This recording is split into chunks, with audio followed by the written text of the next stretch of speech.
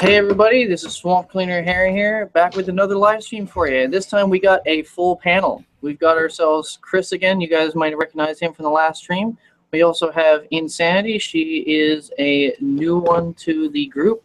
And we also have the one, the only, the big mighty man, Tim Blake, or as you guys know him on YouTube, the Motivator Opinion. So everybody say hi. How you guys doing? Hello. Hey. G'day. How you going? G'day. I like it. All right. Well, today, Mr. C, he's Australian, right? Yeah, he's from Melbourne. But all right, guys. Today we're going to talk about a plethora of different things. We're going to talk about democratic furries.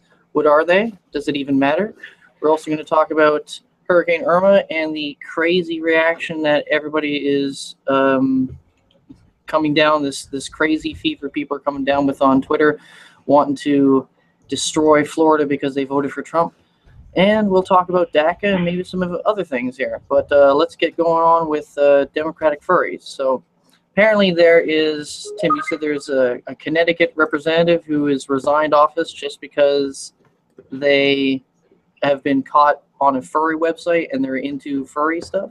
Oh, this is just a random website. New York Daily News. I don't know if it's a good source. Connecticut councilman resigns after furry profile revealed. And it's a guy called Scott Chamberlain, and he resigned because he had an online furry account. He had an online furry life. Yeah, he was known Apparently he had a persona and everything. He was known as the Fox Grey Muzzle. Nice. Oh my lord. Well, apparently he said that it wasn't for anything, anything sexual. So... But the And problem, that's a possibility. There are furries who go in just because it's fun, not because they actually have a sexual attraction to anthropomorphic animals. A +1 for trying. Like the community. It actually says here, sorry, nothing to do with sex. It's an interest in cartoon animals. But then it says down here, however, the newspaper reported some of his loves, likes, and hates on the site were sexual, and that he also posted that he tolerates rape. Whatever that means. Okay. What, I don't know how accurate that rape is. or like rape?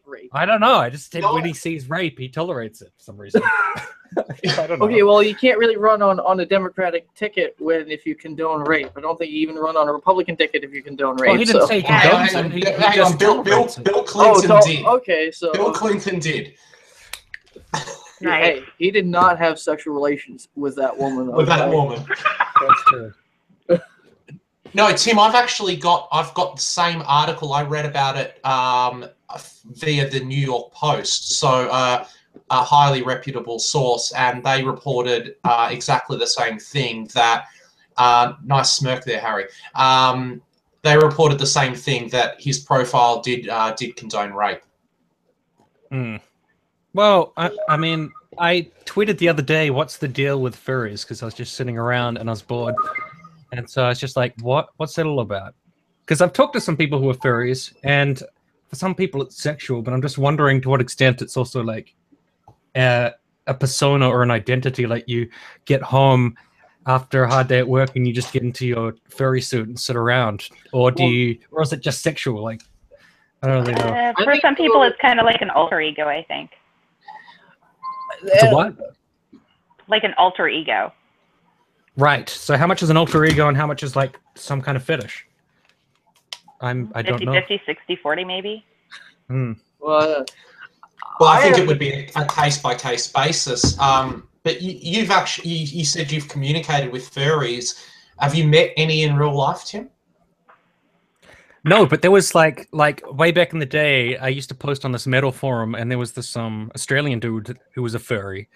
It's not me. And it's not you, but he would like regularly post about all of the weird sexual shit he was doing. And that was my only interaction with a furry. So then I just over time thought it was something sexual. But then I feel like there's other furries who just are like, I belong in the suit, and so that's my personality.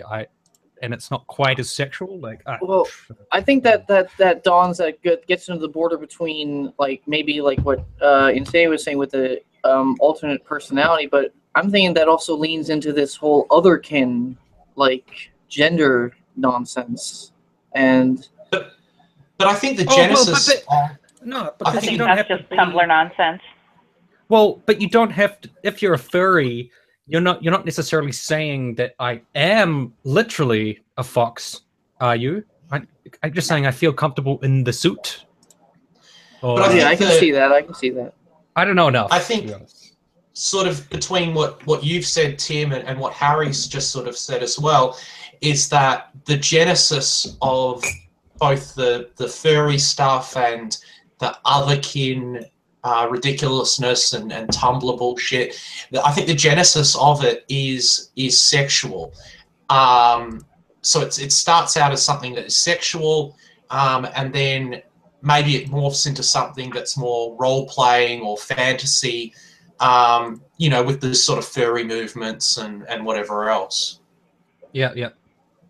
Well, and it's also a question so how much of this man being a furry is going to affect his job? But I know that, like, in America, and I'm sure in other places in the world, except maybe Italy, because Berlusconi got away with a lot, but people have to always resign over scandals that don't necessarily have anything to do with the way that they lead or, their ability to be a lawmaker. Well, I think that goes. Yeah, I think that goes into public perception because, as we say, like when you were asking, what was the percentage of people thinking that this is like some kind of sexual fetish to this is just who like I like to maybe don as an alter ego, and people will relate that if they do put that in the forefront of their mind as a sexual fetish, they will of course automatically jump to bestiality. And bestiality is in people's very taboo. I think it's still taboo. Illegal in most places. And illegal in most worlds, and taboo, or I mean, illegal in most countries, or all countries, and taboo in pretty much every country. So I mean, it just puts a bad taste in people's mouths. So they just assume and reach is like, okay, well, he's just a weird freak who likes to have sex with people who look like animals, and maybe who knows what else he likes to do. So maybe that's it's an absolute PR disaster. If you've got someone who dresses like an animal and calls himself Grey Muzzle and condones rape on a bloody furry website, how can you? I mean, he didn't resign voluntarily. I think the resignation was just because of the amount of ammunition that this had given everyone else. Yeah, I mean, you could just in a debate, you could be like, well, I'm not the one who likes to dress up like an animal and freaking blah blah blah blah. It's just like there, it's pretty much low-hanging fruit to the point where it just overrides an actual argument, and you can just sling mud around like that just to like win. So. Oh, but I mean, I could go in a couple of directions here. Like, you could talk about Bill Clinton's scandal. You could talk about the tape of Trump talking about grab him by the pussy or whatever. I know, that was taken out of context. But. Well, whatever the context was of either of those situations, it's a matter of how much you think that impacts their leadership.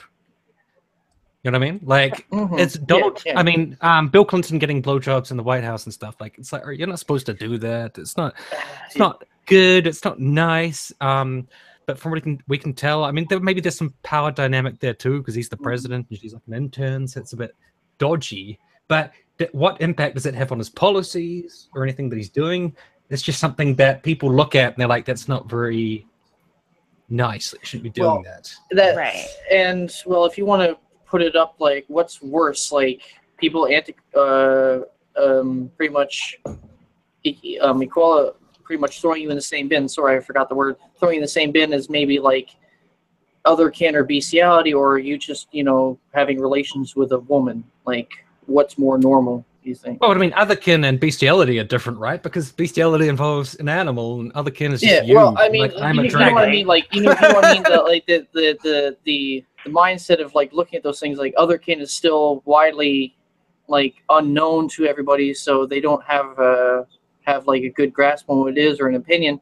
And of course, people know bestiality, and has very negative connotations. But sexual relations with a woman, everybody, pretty much 99% of the world has sexual relationships with a woman or a man. So I mean, like, I know that you're a big Trump guy and stuff, and you're on the right and everything. So, do you think that the Bill Clinton thing was like this really terrible offense that he should have been kicked out of office for or anything? Or Well, that's where there's nuance to that, because, I mean, if he was just Joe Schmo, like, average dude, and he had, whoops, I came on your party dress, or, like, here, like, how's this cigar? How do you do that? Whoops, I came in your party dress. Sorry, I was... But, like what I'm trying to say is, like, if he was an average guy... That was just an accident. I'm sorry about that.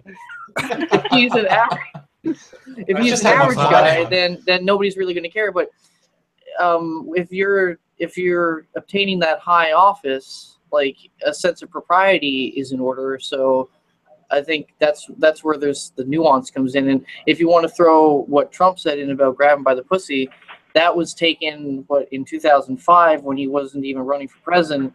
And when it came out, he was still a candidate, so he wasn't in office yet. So. Right. Right. Well, I think the reason that got a lot of play was because people were saying that reflects his mentality as a person, I guess, and it might be an It was indicator character smearing is what it was, and it was a low blow. It was low-hanging fruit. Well, people I agree, might say, like, exactly. this reflects how immature he is, and maybe that will be a problem in his presidency. But it's like, you don't know exactly what that would lead to, so it's kind of... Well, everybody has their wondering. strong points and their weak points. I mean, Yeah. his And weak point is he likes beautiful women. But everyone has skeletons in their closet as well. I mean, let's say 10 years from now, I'm in a position to get into politics. I mean, anyone would just have to look back through my Twitter feed, my Twitter timeline, and there's thousands of things there that could discredit me. Maybe above and beyond the grab them by the pussy tape in terms of just I've lost the word, but pretty much trying to discredit you or trying to show you that you're just... Yeah, I mean, that's the thing is that we all engage in shit talk. I mean, Harry, you and I have communicated plenty of times privately, Insanity also, and we engage in shit talk. Man, imagine if that stuff came out publicly. I think it's just because people hold a president to a higher standard, so like... We're just like regular people. They're just a person. At that point, he was a private citizen. Yeah, I know. That's what's coming out is things that weren't happening when he was president. It was things that were happening when he was a private citizen with no intention of running for office. Right, but I think that's why politics is so difficult, and like the bar for it can be very high, because if you've done things that are kind of like regular for people like you and me, eventually that could come out, and then people will be like, it's bad now because you're trying to be the president, But before that, it didn't matter that much. No, I agree with you, Tim. Yeah. There's matter less than it does. Well, I do agree with Tim that there is this sort of political idolatry. We do hold our politicians to a higher standard. We treat them as though they're these perfect gods who would never do anything wrong. I mean, Kim Jong-un is a prime example, and apologies for being gross here, but the people of North Korea legitimately believe that he doesn't poo. Well, they believe he created the universe, or like the family created the universe back when they founded North Korea. Their calendar is like year 74 or something, or year like they believe the world started when the North Korean regime started. I mean, that's an extreme example, but even in the West, we still sort of hold our politicians and our leaders to this sort of unattainable standard of morality, etc., etc. Yeah, because I mean that's why I would never get into politics, because people sifting through all of the shit that I've done would just be so annoying, because you could say like, oh, that was just lapse of judgment, I was just being stupid, like that was just human flaw. They'd find out you used to talk about furries. Yeah, they'd be like, what's this conversation about furries and stuff? but you're making so a bad point. You're making I was a furry. Because I mean, it's just I saw this Twitter post, and shows this one Democratic woman representative. She's running for office. Her name is Brianna Wu or Brianna Chu. She's got a Oh, Brianna Wu, yeah. Yeah, and she's running off the docket that she was like, I think she was like her parents abandoned her or her parents like disowned her or something, or she's running off of like, you know, the victim, like my parents like didn't help me out. But all you can do is people have found like Twitter posts that she made just like recently, or I think in 2014, where she's talking about her parents gave her $20,000 to do an arts major project or some kind of like art project. And so, I mean, I guess that's not quite exactly the same, because that's pretty much she's trying to run on a ticket of like struggling to get where she is when she didn't at all, and so she's being very disingenuous, and she's lying pretty much lying about it. So I guess that doesn't quite equal to what we were talking about people misconstruing, taking things out of context, what you said, even if you're being honest or truthful. But it goes to what we're talking about, where people will go back into your history and completely scour through everything to find anything that they can hold against you. Right. Yeah, I don't know. I mean, it's completely not an interesting point, but like politicians do lie, and they have very like selective memories about. They always want to say that the thing that they did was different or good, or you know. But then you look into it and you're like, it doesn't really seem similar to what you were talking about. But okay. Well, then why? But then why? I mean, Trump. Like whenever people were calling him out on everything that like was in his past, like calling about like the grab her by the pussy or the other things, like the plethora of things that they pulled up about his history, he was straight up like, yeah, okay, that happened. I mean, here's my opinion on it now. My opinions might have changed from what I was doing back then, but this is who I am. And he doesn't have that whole aura of just I'm using word manipulation to get you to like me. He just says how it is, and people want that. That's why it goes to the main reasons why he won, because people don't want that whole word salad that gets spewed out of like a mainstream establishment politician all the time, and they just want somebody who's I do agree with that. Who's real. And Donald Trump is real about. I mean, he's not a perfect human being. Nobody is. He's not the end all be all of what the sainthood of the new politician should be, but he has broken the mold, and he's going to allow people who maybe who don't have the best record, or like who you think would be a good representative, and I use that word loosely, to become a politician. I mean, to get to the forefront. Like, look at Kid Rock. He's running, and he's probably going to do pretty well in the state that he's running in. I think it's Indiana, I think, that he's running in. And it goes back to where Trump has broken the mold to allow people who could normally have never been thought of even to run as a politician to be allowed to run, and they can run on like a ticket or a policy or a political talking point that is true to them, and not just like bundled up by lobbyists or pushed on them from the establishment that is saying, oh no, you'll win, just say this and people will love you for it. So it's pretty much a real grassroots movement. Right. It opens the door so that people are running, not just politicians. People who have already established themselves. Anybody can jump in and say, hey, I have this great idea of what I want to make happen. Can you follow me? Which is good. But he's not really a person like a regular Joe. He's a billionaire. It doesn't matter. Even billionaires are people. No, just but how I know. much But money not you have in the but bank doesn't like, dehumanize you. No, but he's not like you or me. He's not just like I'm going to run for president and it's just going to be, really easy to do even though I have no resources. Well, I think it comes down to the way he speaks, his understanding of the everyman. The way he talks is.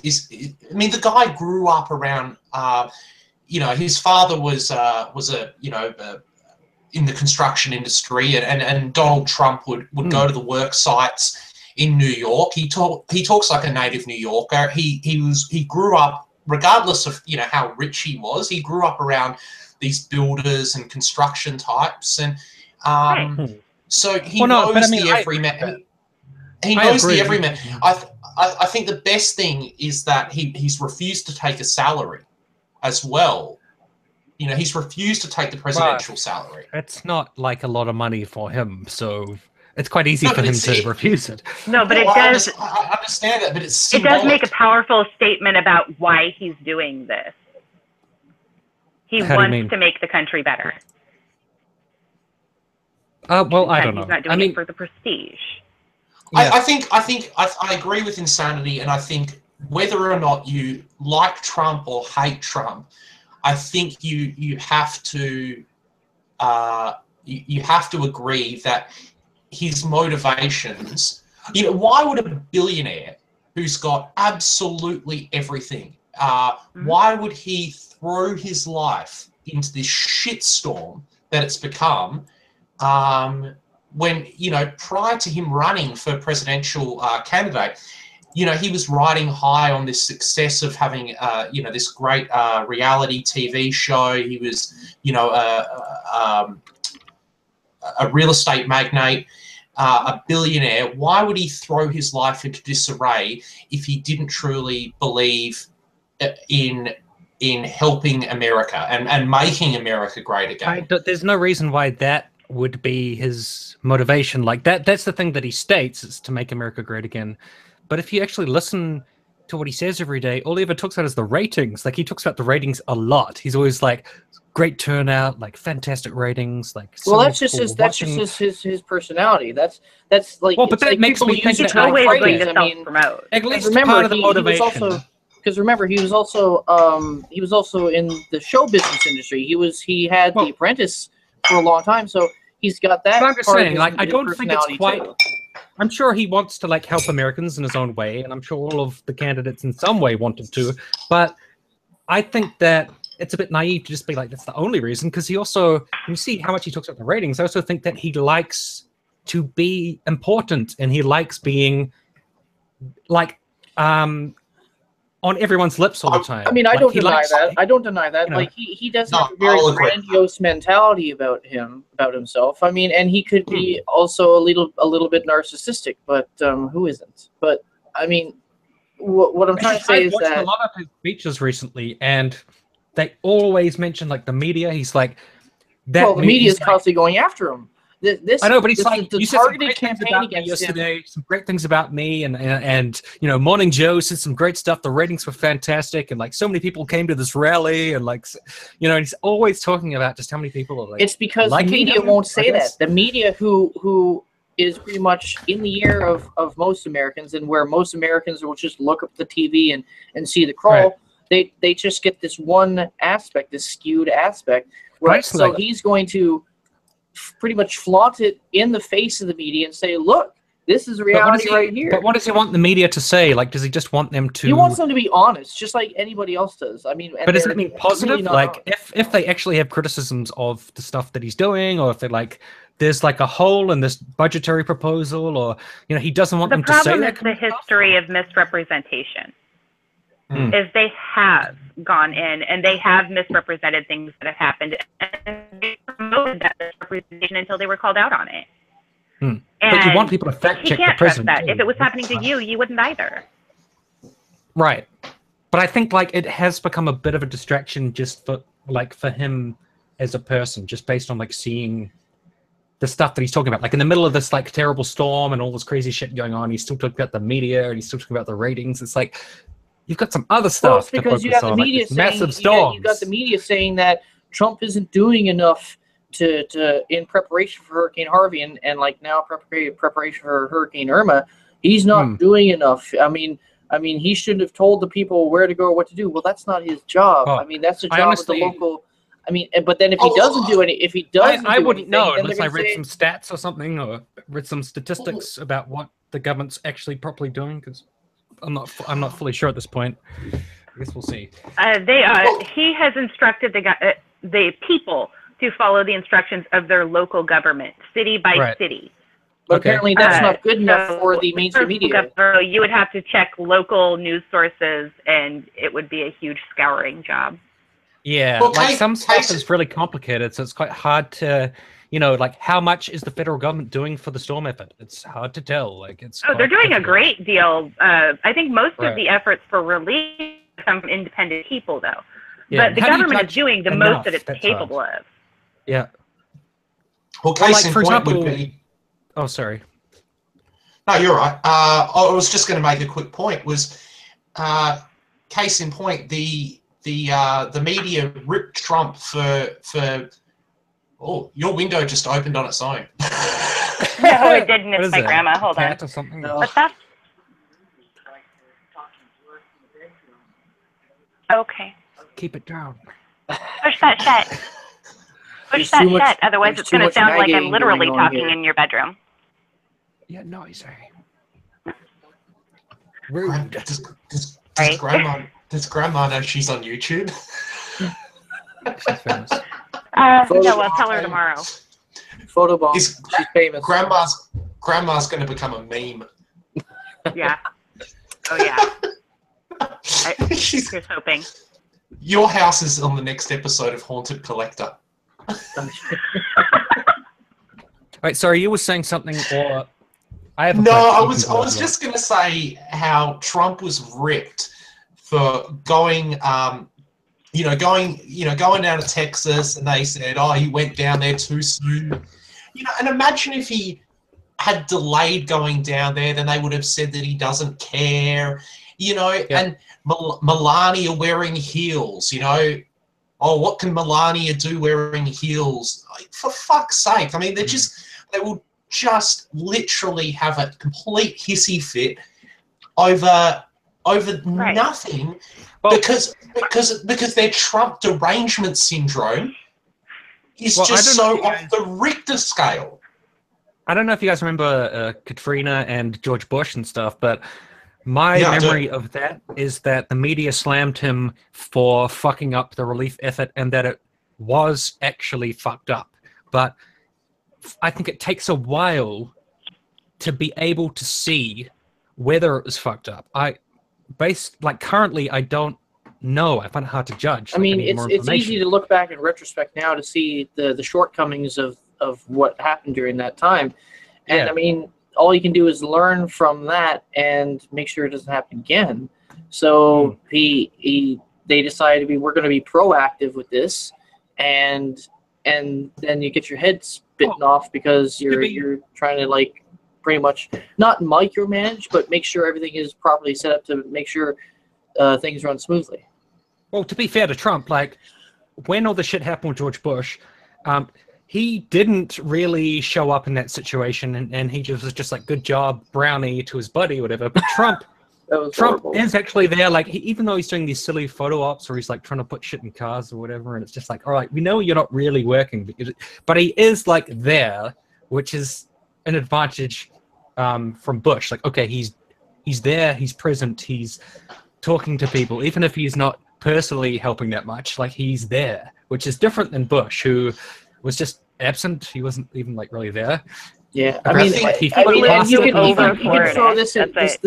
you can throw the same thing when Obama went to New Jersey after Superstorm Sandy and shook Chris Christie's hand. Everybody was like, "Oh God, he was shaking Chris Christie's hand." What did you think of that? Because that was really strange, because people expect the federal government to help with the storms, but when Obama showed up to help Chris Christie, people got angry at Chris Christie because he hugged Obama. But if a Democrat hugged Trump right now, wouldn't a whole bunch of Republicans be so happy? That Democrat would be called a white supremacist or something. But Trump fans would be like, "That's amazing, that's fantastic," right? I think that they would look beyond. I mean, you have to look at certain points. You have to look beyond politics to where the actual human condition, what's going on. That's one of the best things that Chris Christie ever did, and it's also one of the things he's most derided for. How dare he hug That disgusting Obama. That shows the complete polarization in today's political world. I mean, one gesture in reality will destroy or deface or throw you under the bus when it comes to your political stance or the people who are following you or the people who are trying to be supportive of you. That was Chris Christie actually caring about his state and being like, look. Yes. Oh, yeah. Everybody is pissed off at me, but look, I care about my state, and you're helping me, Obama, so let's have a hug. And everyone's like, Chris Christie, you traitor.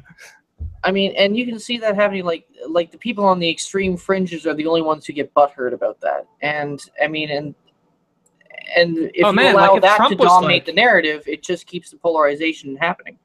If Trump really helped out some Democratic governor and they hugged and shit, I would be like, this is like my favorite moment from Trump. Like, this is great. Good job. You know? But people don't want that. They just want everyone to hate each other all the time. It is good to see them put their politics aside to actually come together during a natural disaster, because that's what we actually have to do. Yep. And that was Obama hugging Chris Christie and them setting things aside and actually moving forward without the politics and without the partisan BS was a huge move. And I give Trump credit because it didn't become politics when he went to Houston. It was just him there to help. I was looking at the chat here. Sorry, but like it got somebody Staircore Dominus says, "LOL, talk about Rush Limbaugh denying climate change while fleeing Florida and telling people that climate change is a hoax." I'm just like, well, I responded and saying hurricanes happen during hurricane season. I mean, when it comes to climate change, I mean, the climate's always changing. It's called the changing of the seasons. I mean, the climate's been changing since the Earth has had a climate. Well, ironically, up until this past week, it seems that no one in the world had ever heard of a hurricane. I know. Right now, it's like, oh no, they're all coming out of nowhere, and this is because of climate change, and it's all Trump's fault because he stopped the carbon tax credits from going in, and he stopped the carbon initiative through the climate accords. But I mean, it goes. Here's a quick scoop here. Like, you have the Washington Post. I'm not saying this verbatim, but the Washington Post saying the hurricanes this year are the more severe, and this is how it's caused by climate change. I mean, it's pretty much that's what their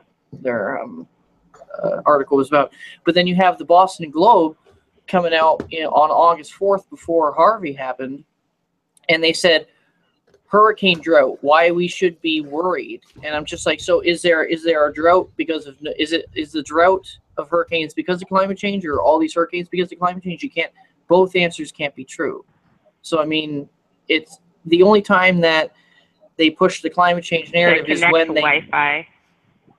The only time they can push this climate change narrative is when it serves a purpose for the climate change scientists who are, and there is a major difference between climate change scientists and climate change, not climate change scientists, but the difference between the scientists who check climate change and actual meteorologists who study the weather all the time. Right. Well, case in point would be Al Gore saying that by now Florida, in his original Inconvenient Truth, one of the greatest comedy movies of the first decade of the 21st century, had said that, Florida would be underwater by now. And we've got our own nut job over here in Australia, Tim Flannery, who was suggesting something similar around a similar time, 10, 15 years ago, that areas of Queensland were going to be underwater. But I mean, that hasn't happened. A lot of these climate change people, Al Gore, Tim Flannery, Bill Nye, not the science guy. A lot of these people are they're agenda pushing, not agenda. We can talk about gender later if you want, but agenda pushing, Muppets. Mm. But apparently this, like, Irma is the largest storm ever recorded in You know what? That's a good point. Atlantic Basin. But here's the thing. But that's since we've been measuring and recording storms, which is roughly for the past 75 years since World War II. So who's to say there wasn't a more powerful storm 150 years ago, 200 years ago? Right. Well, I mean, yeah, I'm sure that's true. It's all scare tactics. But I just think, like, at a certain point of the storms increasing, people are, you know, putting aside the actual work that scientists are doing, people are more and more going to be convinced of the fact that it's global warming, because they're going to be like, well, why do they get rid of getting the more global frequent? warming? It's Why getting worse. Why do they get rid of the but it warming? shifts from global warming to climate change every couple of years. When my and I was talking to my father about this. Well, people use different phrases, but like it doesn't really some have time any ago. When my father was in high school and or university in the mid to late 70s, the big scare then was that there was going to be a new ice age. And then I recall when I was, so in the early 90s when I was a young kid, there was this whole push that, you know, by whatever time in the 21st century, we're all going to have to be living underground in bunkers because the world's going to be too hot. And then in the early 21st century, you've got maybe a softened version of that, you know, which is the global warming. We have the CFCs. Remember CFCs? You can't spray aerosol cans because it's going to, you know, blow open this hole in the ozone layer and all this sort of crap. Well, it's yeah, this is a word I can't say right now. Cumulative thing. It's not just like you're gonna spray one can and then bam, everything dies. But it all adds up, right? Like, no, I understand that, but I mean, it kind of reminds me of Y2K a little bit. You know? Well, no, because Y2K was supposed to be an overnight phenomenon, whereas this is like an ongoing process. You know. Whatever you think of it, it's true. Maybe I'm not verbal. Maybe I've had too much of this cheap beer and I'm not verbalizing my thoughts properly. Unlike Harry, excellent orator. Well, but I want to go back to something like this, completely unrelated to what we're talking about right now, which is the whole Rush Limbaugh thing. Like Sturkor, who's a dude I know, he brought it up in the chat, and the reason that it was so hypocritical is because he told his own listeners not to leave because he said it was a hoax. So he said, "My listeners, just stay where you are. Don't worry about it. It's no big deal. Like, it's just the liberal media." And today he fled. He ran away, and it's just like, okay, you've told all of your own listeners to stay, and you've run away. Like, isn't that kind of fucked up? Okay, you know? Well, the thing with Rush Limbaugh is everybody knows he's bullshitting. Everybody. Yeah. Rush Limbaugh is a conspiracy theorist at the end of the day. That's what he does. So people are going to hear him and they're going to go, okay, well, Rush is saying that this isn't going to happen. Let's actually see what the National Weather Service is saying. They're not just going to take that one guy's word for it. If they're listening unironically to Rush Limbaugh, like, I don't know if they're going to be saying, I should fact check Rush. They're probably going to think, yeah, Rush is right because I love him. I'm staying here. You know, I'll give you an example. My grandpa loves Rush Limbaugh. Thinks the guy walks on water because they're both completely insane. But is your grandpa smarter than the average bear? It's possible. No, but he still checks the Weather Channel every 14 seconds just in case it changes. Yeah. So you can't expect that people are getting all their information from the same source, and you can't expect it's all just going to be Rush. All right. Well, I wonder what Harry thinks about that, because, like, Harry, you've got your because I wanted to comment on this for a while. Your poster at the back, "Make America Great." You've got Trump on there. You got Roger Stone, Milo Yiannopoulos, Alex Jones, Kellyanne Conway, himself, Alex Jones, Pepe and stuff. Just quick before we get into that, I'm just trying to figure out. We got a little stream here, like it's stopped showing the live images from us, and it's just showing us our image art. Well, I'm still seeing everybody right now, and I can see us. Okay, because I'm having. I don't know what's going on. Fine on the video, I think. It's fine on the video. I'm having a look. Okay, yeah. That's all that matters.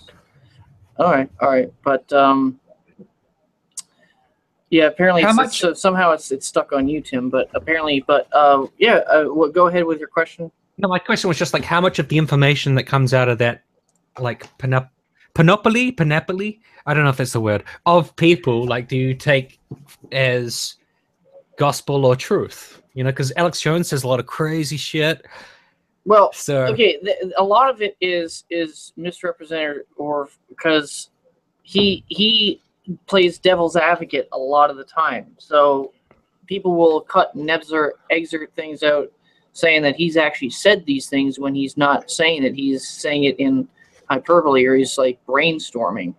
I mean, about what is about called like Democrats or something on Mars or something like that. I was even watching that episode, and he was just speculating about a story he read that was extrapolating the main key points of that story, and he was talking about that. But when it comes back to your main question, a lot of it is taken out of context, or it's misrepresented. But when it comes to what he talks about, he doesn't put a spin on a lot of it, in my opinion. I really believe that it's coming straight from his own interpretation, his own opinion, what I'm trying to say is his own opinion isn't manipulated by other people. So, I mean, right. what I think whatever he says, he thinks is true. So, I mean, you can take that with however way you want, with a grain of salt or anything. So, well, you know, recently he had a court case trying to get custody of his kids, which is like, it's, you know, a pretty ugly thing. And he won that. He won that, by the way. I thought he lost. No, he's won custody of his kids. I mean, because his wife was the one who pushed for divorce, but she has her own issues mentally, and he was trying to keep that under wraps for the family. So, like, you wouldn't have people prying into his life every 5 seconds. And I didn't know he won custody. Like, it's news to me. He won custody because he doesn't boast about it. He doesn't push it. He doesn't. Oh, is that your kitty?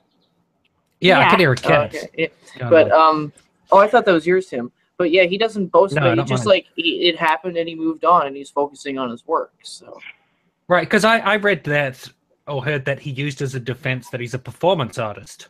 No, that was his lawyer. And I understand that it's they take a sliver of truth because he does use performance art. He does use the whole persona of becoming grandiose or making an act out of it to push the point he was trying to say, or to push the truth he was trying to say. But he's not an actor itself. So that again was misrepresented, and his lawyer misrepresented that, and that's why he's got new lawyers now. Well, that's like an issue that I have with people like Alex Jones and some of his acolytes, is that they can always just use the just a joke defense. So, like, if he says something really fucking strange, just like, what the hell are you talking about? He can be like, oh, it's just hyperbole, or it's just being over the top, or, you know, it's just a joke. And I wish people would be more upfront about what their actual point of view is. Like, does he actually believe in interdimensional vampire aliens that are molesting people, or did he just make that up? Like, I don't know. Yeah. Well, I mean, when it's edited out of context, you can basically make Alex Jones sound like anything when he's going on those rants. I've seen some long interviews with him where he came off like insane, and the interview was like 3 hours, and I watched all of it. You know? Joe Rogan. Yeah, like in that one, which is interdimensional things. Yeah, well, Joe Rogan probably shouldn't have gotten Alex Jones smashed, but well, like back in the day, like he said, like a year or two ago, he was like, Hillary is a demon. She's a demon. She's a goddamn demon of the New World Order, and Obama smells like sulfur, and he's a fucking demon. Well, now you're going into that super deluxe mashup, which is quite funny. But I mean, but like, even in context, it's like, okay, that the only two options are he thinks that, or it's a performance. Like, there's the only two options. And the thing if he is thinks that he's a maniac. If it's a performance, then it's like, I hope people understand that it's a performance. Okay, I think when he gets that extreme, everybody could probably catch on to performance. Well, maybe Obama is a demon who smells like sulfur. Like, I don't know. Have you ever seen an advertisement for an upcoming news story on a current affairs program, 60 Minutes or whatever, and they'll show these little snippets of the most controversial things and controversial words because, oh man, that's going to drag you in. That's Alex Jones's way of doing the same thing. You know, I've been following Alex Jones for, wow. What am I? I'm 30 now, so I've been following Alex Jones since I was probably 13. Not heavily. The classics. Yeah, the classics. Bohemian Grove. So, not heavily or anything, but oh fuck, I've just lost my train of thought. You guys talk. Nah, but I think that's just the question: is how much can you take him seriously? Because maybe half a year ago, I tuned into InfoWars just on a whim, and it was terrifying.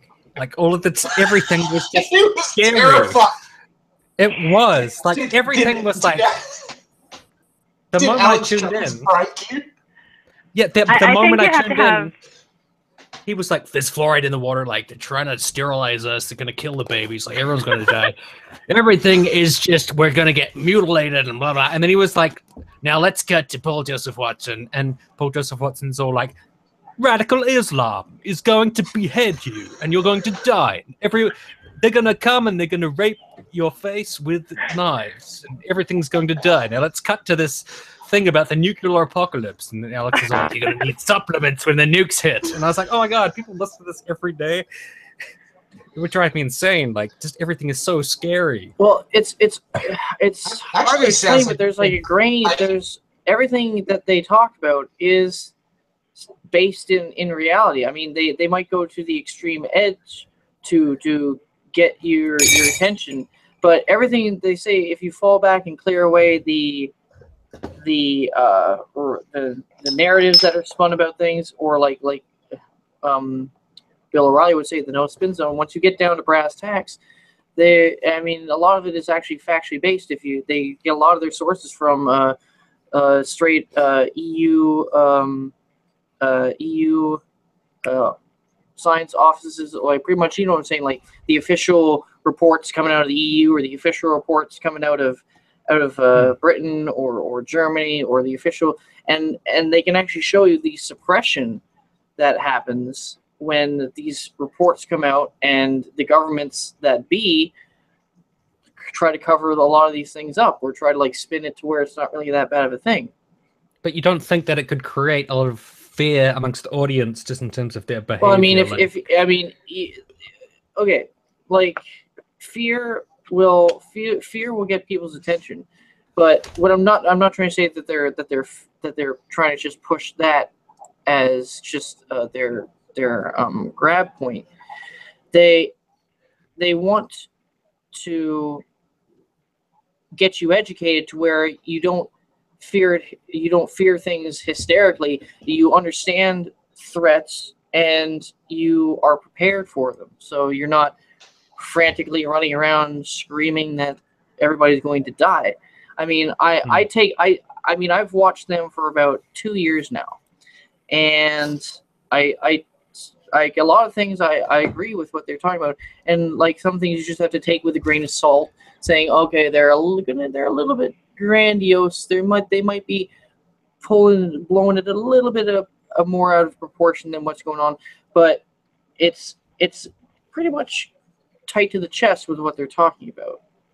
It's the promotion of critical thinking. They're going to present you with the most extreme, the most outlandish of the data. And then if you want to know more, because they're not going to give you enough to base any kind of real opinion on. If you want to know more, you have to go out and find it.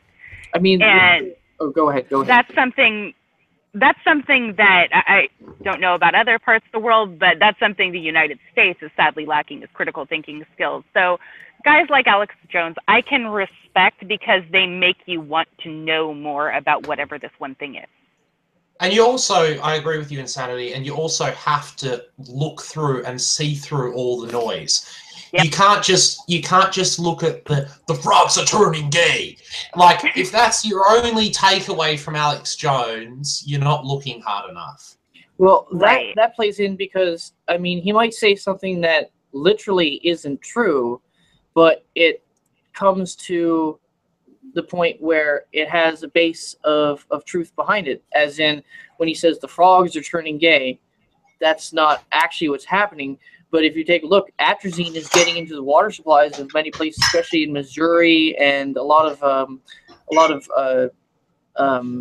crop-based states in the U.S., where atrazine is one of the compounds in these fertilizers and these chemicals, these pesticides. They're getting into the water systems of these places, and they are turning a lot of amphibian life. They're saying in Missouri, this one frog, about 40 to 50% of the males are actually becoming transgendered. They're actually growing female organs and they're laying eggs. They're sterile eggs, but these males are actually starting to lay eggs. And I mean, which isn't that they're turning gay; it's that it's causing a mutation. But you know what he's saying. He says something like that where it's not literally true, but you can extrapolate it to the truth. Can I just ask a question? Are we going to get an extra letter on the LGBTQAAIPP WTF plus XYZRFG? Yes. For the frogs. Yes, it's the F. Oh, the F is for the frogs. The F is for the frogs. I thought the F was for fucking bullshit. No, that'd be an FB. Well, here that's Facebook, but that is fucking bullshit. How about we hold that thought for a few minutes and let's take a quick short break. Let's get ourselves refilled with more beer or alcohol or anything that we're drinking.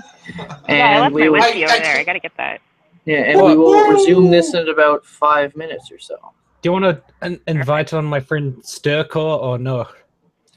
Well, I asked Sturkor has Sturkor taken his or hers super male vitality. I did ask that in the chat. I'm not sure if he's had his supplements. I've never been on a hangout with him. Like, I know him and I've talked to him a bunch, but yeah, we can do that. And I just want to figure out my issue on my end, because when you guys are seeing the stream, you guys see images of me. I'm not seeing any video, and I actually have to.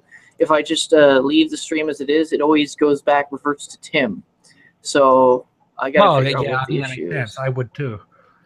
It's subliminal. It wants you to be stare honest. at Tim. Okay, yeah. If I wanted to focus on something, it would probably be me. It's weird. Yeah, but for some reason I'm not. It doesn't show me our live images anymore on the big Google Hangout screen. So we'll pause this here for a second. I've never been in a hangout where we just do an intermission, like do. Well, we're gonna do an intermission all the way through it, and we will be right back. All right, guys, we're signing off for just 5 minutes. We'll be right back.